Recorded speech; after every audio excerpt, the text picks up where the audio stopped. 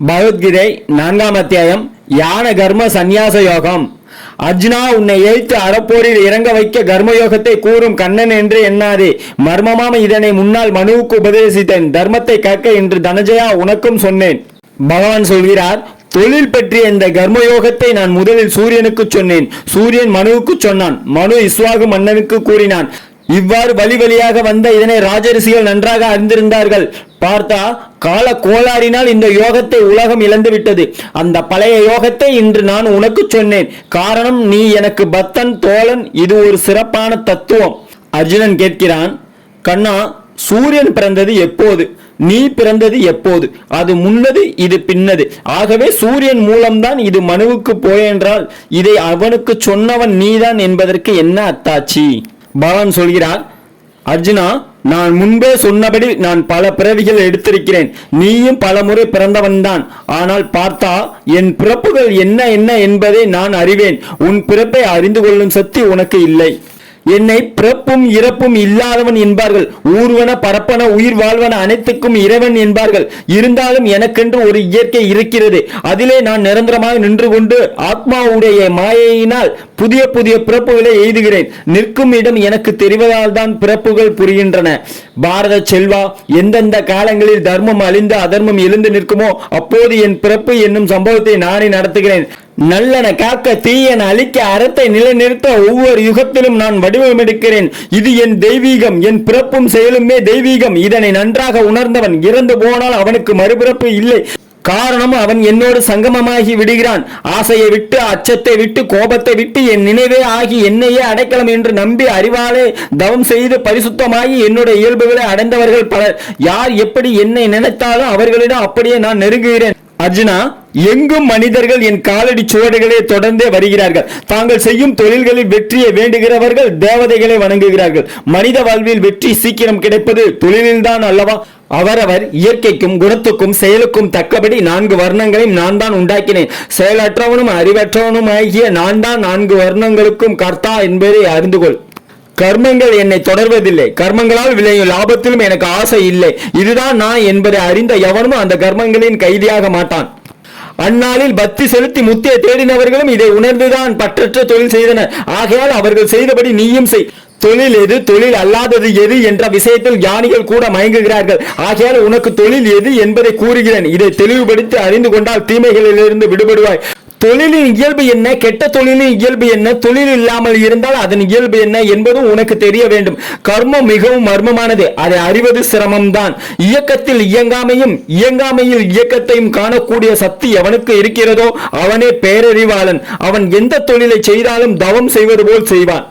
ஆசை இல்லாமல் எவன் செயல்களை செய்கிறானோ அவனுடைய செயல்கள் எல்லாம் ஞான நெருப்பில் புடம் போட்டு எடுக்கப்பட்டவை. அவனையே ஞானிகள் அறிவாளிகள் என்கிறார்கள். கர்மத்தின் லாபத்தில் ஆசை இல்லாதவனாக, எப்போதும் எந்த அளவிலும் திருப்தி அடைபவனாக, எதிலும் உள்ளே விழுந்து விடாமல் எண்ணெயும் தண்ணீரும் போல நிற்பவன் ஒரு செயலை செய்யும் போது கூட செயலற்றவனாக காட்சியளிப்பான். ஆசை இல்லாதவனால் உள்ளத்தை உடலையும் ஆத்மாவால் அடக்கி எல்லா விதமான உடைமைகளையும் துறந்து யாசகமோ தானமோ வாங்குவதை தவிர்ப்பதற்காக உடலால் செய்யும் தொழில்களை மட்டும் தேவைக்காக செய்து கொண்டிருப்பவன் பாவத்தை அடைய மாட்டான். தனது சக்தியால் இல்லாமல் இயற்கையாக வரும் லாபத்தில் மகிழ்ந்து கண்ணீர் புன்னகை போன்ற 2 நிலைகளையும் கடந்து பொறாமையே இல்லாமல் வெற்றியோ தோல்வியை வருவது வரட்டும் என்று தொழில் செய்பவனும் பாவத்திற்கு ஆட்படுவதில்லை. பாசம், பற்று இவற்றை நீக்கி எந்த பந்தத்திலும் சிக்காமல் புத்தியை ஒருமுகமாக வைத்துக் கொண்டு தொழிலையே ஒரு வேள்வி என கருதி தொழில் புரிபவன் தன்னுடைய முன்வினைகளில் இருந்து விடுபடுகிறான். எல்லாம் பிரம்மமே என்ற நீ பிரம்ம அவிர்ப்பாகத்தை பிரம்மத்தீயில் ஹோமம் பண்ணுவோன் பிரம்மத்தின் இயக்கத்தில் அமைதி அடைபவன் பிரம்மத்தை அடைவான். அதாவது மூல பொருள்களுக்கு மூலம் தந்த பொருளை படைத்து எல்லாம் அந்த மூலவனின் செயலை என்று அமைதி அடைந்தால் அந்த மூலவனை அடையலாம் என்பது இதன் பொருள். சில யோகிகள் தேவர்களுக்கு செய்யப்படும் வேள்வியை வழிபடுகிறார்கள். வேறு சிலர் இயற்கையில் தீயை தம்மை ஆகுதி செய்து வழிபடுகிறார்கள். இன்னும் சிலர் அடக்கம் என்ற நெருப்பில் மெய், வாய், செவி ஆகிய புலன்களை ஆகுதி செய்கிறார்கள். மற்றும் சிலர் அந்த புலன்களை ஆகிய நெருப்பில் ஆரவரத்தை போட்டு எரிக்கிறார்கள். வேறு சிலர் ஞானம் முற்றி தன்னைத்தானே ஆண்டு கொள்ளும் யோக நெருப்பில் புலன்களின் எல்லா செயல்களையும் உயிர் ஆடும் கூத்துகளையும் போட்டு எரிக்கிறார்கள். பல வகையான விரதங்களை முறையாக கடைபிடிக்கும் முனிவர்களில் சிலர் பொருள்களை கொண்டு வேள்வி செய்கிறார்கள், சிலர் தவத்தால் வேள்வி செய்கிறார்கள், சிலர் யோகத்தால் வேள்வி செய்கிறார்கள், சிலர் கல்வியால் வேள்வி செய்கிறார்கள், சிலர் ஞானத்தால் வேள்வி செய்கிறார்கள். ஒரு சிலர் பிராணாயாமத்தில் ஈடுபட்டு அதையே அர்ப்பணிக்கிறார்கள். அதாவது உள்ளே இழுக்கும் மூச்சு பிராணவாயு, வெளியே விடும் மூச்சு ஆபனவாயு. இந்த இரண்டின் போக்கையும் கட்டுப்படுத்தி பிராணவாயுவில் ஆபனவாயுவை ஆகுதி செய்கிறார்கள். மற்றும் சிலர் உண்ணும் உணவை ஒழுங்குபடுத்தி தங்கள் உயிரில் ஆகுதி செய்கிறார்கள். இவர்கள் யாவரும் வேள்வி என்றால் என்ன என்பதை தெரிந்து கொண்டு அந்த வேள்வியின் மூலம் புண்ணியம் அடைந்தவர்கள். வேள்வி தீயில் எரிந்தது போக மிச்சமுள்ள அமுதத்தை உண்பவர்கள் எங்கும் நின்று நிலைத்திருக்கும் மூலவனை அடைகிறார்கள். வேள்வி செய்யாதவர்களுக்கு இவ்வுலகம் இல்லை, அவ்வுலகமும் இல்லை. மூலவனின் வடிவத்தில் இப்படி பல வகையான வேள்வி முறைகள் விலக்கி காட்டப்பட்டிருக்கின்றன. அவையெல்லாம் பற்றற்ற தொழிலின் மூலமே பிறக்கக்கூடியவை என்று உணர்ந்து கொள். அதை உணர்ந்தால் இந்த நடுக்கத்தில் இருந்து விடுதலை பெறுவாய். பார்த்தா பொருளை கொண்டு செய்யப்படும் வேள்வியை காட்டிலும் ஞான வேள்வியை சிறந்தது. எந்த கர்மமும் ஞானத்தில் தான் முடிவடைகிறது. இதனை பணிவாலும் தன்னையே கேள்வி கேட்டு பதில் காண்பதன் மூலம் தொண்டு புரிந்து அறிந்து கொள். உண்மை விளக்கை ஏந்தி நிற்கும் மேதைகள் உனக்கு ஞானத்தை உபதேசிப்பார்கள். அத்தகைய ஞானத்தை நீ பெற்றுவிட்டால் இந்த மயக்கம் உனக்கு வராது. இந்த ஞானத்தின் மூலம் நன்மைகள் தீமைகள் அனைத்தையும் உனக்குள்ளேயே நீ கண்டுகொள்வாய். அதன் பிறகு அவை எனக்குள்ள இருப்பதையும் காண்பாய். எல்லா பாவிகளையும் விட நீ மகா பாவியாக இருந்தாலும் எத்தகைய பாவ கடலை ஞானம் என்ற தோணியால் கடந்து செல்வாய்.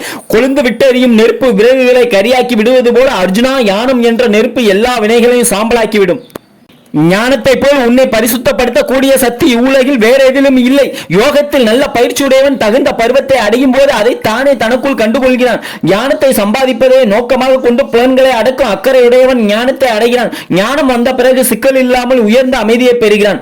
அறிவும் அக்கறையும் இல்லாமல் சந்தேகப்பட்டே பழகி போனவன் அழிந்து போகிறான். சந்தேக பிராணிகளுக்கு இந்த உலகமும் இல்லை, வானுலகமும் இல்லை, எந்த காலத்திலும் இன்பமும் இல்லை.